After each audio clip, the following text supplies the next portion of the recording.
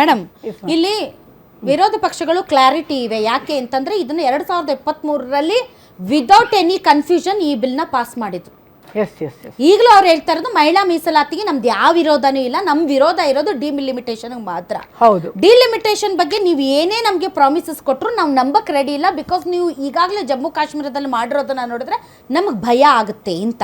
Especially ದಕ್ಷಿಣ ರಾಜ್ಯಗಳು ಏನು ಶಿಸ್ತು ಸಂಯಮ ಉತ್ತಮ ಆಡಳಿತದಿಂದ ಒಳ್ಳೆಯ ಅಡ್ಮಿನಿಸ್ಟ್ರೇಷನ್ ಮಾಡಿ ಎಲ್ಲ ರಂಗಗಳಲ್ಲಿ ಎಲ್ಲ ಕ್ಷೇತ್ರಗಳಲ್ಲಿ ಹೈಯೆಸ್ಟ್ ರೆವಿನ್ಯೂ ಕೊಟ್ಟರು ಕೂಡ ನಾವು 34 ನಮ್ಗೆ ಬರ್ತಾ ಇರೋದು ₹1 30 ಪೈಸೆ 20 ಪೈಸೆ 13 ಪೈಸೆ ಅಂತ.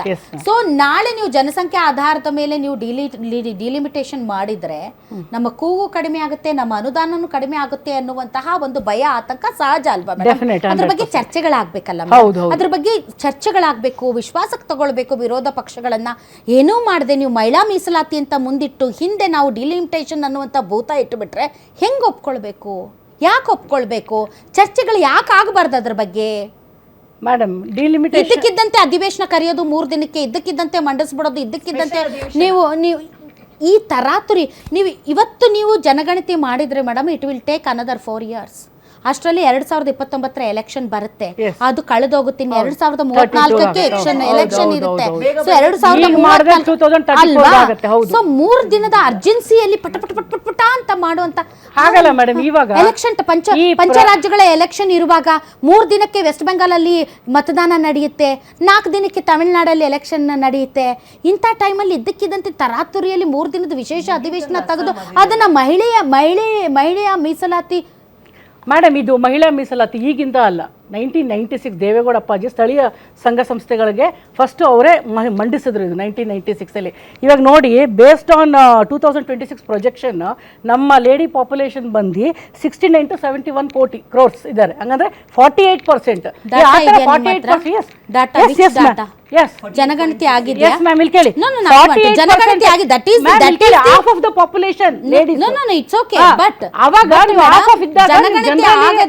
ಜನಗಣತಿ ಆಗದೇನೆ ನೀವು ಸರಿಯಾದ ಡಾಟಾ ಇಲ್ದೇನೆ ನೀವು ಯಾವ ರೀತಿ ನಿರ್ಧಾರಗಳನ್ನ ಮೇಡಮ್ ಇಲ್ಲಿ ಕೇಳಿ ಸರ್, ಇದರಲ್ಲಿ ನೋಡಿದ್ರೆ ನಾವು 48% ಲೇಡೀಸ್ ರಿಸರ್ವೇಶನ್ ಇದ್ದಾಗ ಅವ್ರು ನಮ್ಗೆ ರಿಸರ್ವೇಶನ್ ಬೇಕೇ ಬೇಕಲ್ಲ, 33% ಬೇಡ. ಹಾಗಾದ್ರೆ ಈ ಹಿಂದೆ ನೀವು ಹೇಳೋ ಪ್ರಕಾರ madam, if it is the case 543ರಲ್ಲಿ 2024ರಲ್ಲಿ ನಡೆದಂತ ಚುನಾವಣೆಯಲ್ಲಿ 543ಕ್ಕೆ ತಂದು ಬಿಡ್ಬೇಕಾಗಿತ್ತು 33%. ಯಾಕೆ ತರಲಿಲ್ಲ?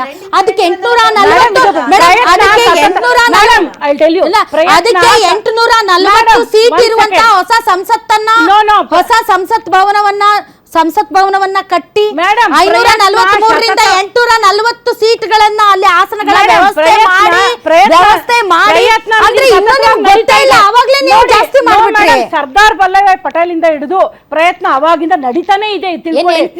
ಅಬ್ದುಲ್ ಕಲಾಂ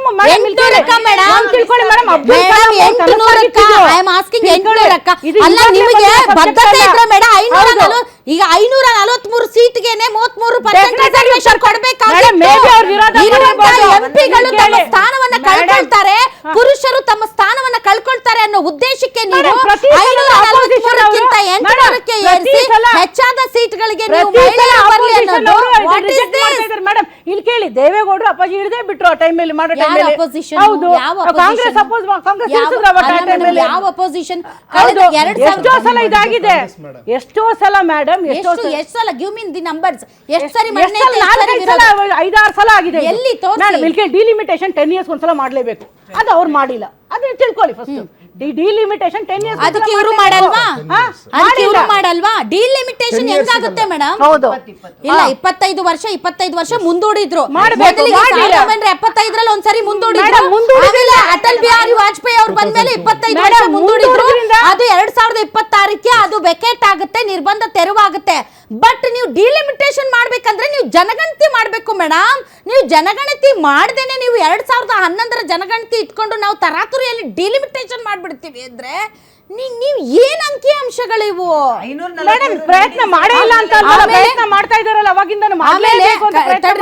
ಆಮೇಲೆ ಸಂಸತ್ ಭವನದ ಸೀಟ್ಗಳ ಸಂಖ್ಯೆ ಇನ್ನೂ ನೀವು ಇದ್ರ ಬಗ್ಗೆ ಯೋಚನೆ ಮಾಡ್ದೇನೆ 840ಕ್ಕೆ ಏರ್ಸ್ಬಿಟ್ರ ಹೆಂಗದು?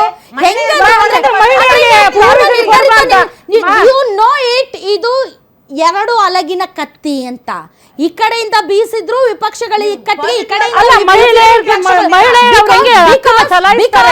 ಬಿಕಾಸ್ ನೀವು ಮಹಿಳೆಯರನ್ನ ಸಬಲೀಕರಣ ಮಾಡಬೇಕು, ಮಹಿಳೆಯರಿಗೆ ನೀವು ಹಕ್ಕು, ಗೌರವ, ಅಧಿಕಾರ ಕೊಡಬೇಕು ಅಂದ್ರೆ ಡಿಲಿಮಿಟೇಷನ್ ಅನ್ನೋದನ್ನ ಯಾಕೆ ಸೇರಿಸಿದ್ರಿ? ಬೇರೆ ವಿಪಕ್ಷಗಳು ದಕ್ಷಿಣ ರಾಜ್ಯಗಳಿಗೆ ಇದ್ರ ಬಗ್ಗೆ ತುಂಬಾ ಆತಂಕ ಇದೆ. ನೀವು ಮಹಿಳೆಯರನ್ನ ಮುಂದಿಟ್ಟು ಹಿಂಬದಿಯಿಂದ ರಾಜಕಾರಣ ಮಾಡಿಕೊಟ್ರೆ ಯಾಕೆ ಒಪ್ಕೊಳ್ಬೇಕು? ಎಲ್ಲಿ ಮಹಿಳೆಯರ ಸಂಖ್ಯೆ ಜಾಸ್ತಿ ಇದೆಯೋ ಅಲ್ಲಿ ಸಿಗ್ಬೋದಲ್ಲ ಮೀಸಲಾತಿ. ಏನ್ ಮಾತಾಡ್ತೀರಿ ಮೇಡಮ್ ನೀವು? ಕ್ಷೇತ್ರದಲ್ಲಿ ಮಹಿಳೆಯರು ಒಂದು ಪ್ರಾದೇಶಿಕ ಪಕ್ಷವಾಗಿ ನೀವು ಒಂದು ಪ್ರಾದೇಶಿಕ ಪಕ್ಷವಾಗಿ ಪ್ರಾದೇಶಿಕತೆಯ ಅಳಿವು ಅದ್ರ ಬಗ್ಗೆ ಮಾತಾಡಬೇಕು.